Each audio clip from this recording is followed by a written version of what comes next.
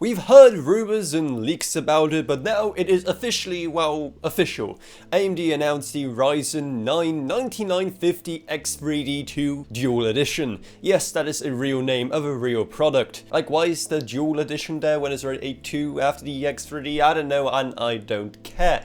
If you've missed the initial leaks about this thing, it is essentially the 9950X3D taken to the next level, with all of the cores across the two CCDs now being given AMD's 3D V-cache treatment. Before, the way it worked is that only a single CCD, so that's literally only half the cores, would actually have the additional cache. So while it did still result in some pretty decent improvements in performance, it also meant that it could certainly be a lot faster by also giving it to the other cores, but it also created some issues in terms of unoptimal cores handling certain tasks on your PC. So now when literally all the cores are made equal, that should no longer be an issue, and you get extra performance no matter what cores you use, with this setup now resulting in a whopping 208 megabytes of cache in total. Now you'd think that given the kind of boost in game performance that prior X3D chips were able to achieve, even more of this 3D V-cache would make the results even better. But here's the thing, additional cache can only go that far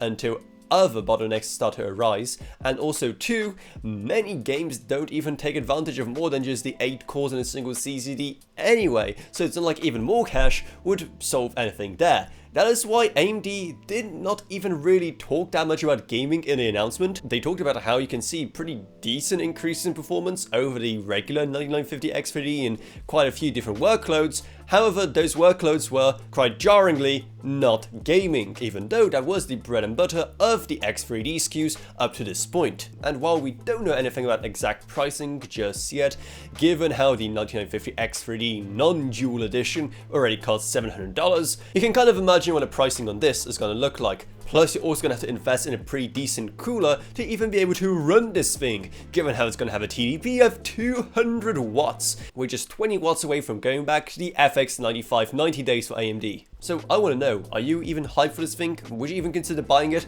Well, let me know down in the comments below. And while you're at it, maybe also check out our Patreon, because while this thing may not be worth it to you, our Patreon always is. Plus, huge thanks to Gavin Burns, Justin Rage, Elevronyak, Bartroka, and the pseudonym Meg Sonishing Allcroft, and Mason Magruder. But anyway, that's about it, so I hope you enjoyed this video. If you did, then remember to subscribe, like, whatever, and I'll see you all in whatever I make next.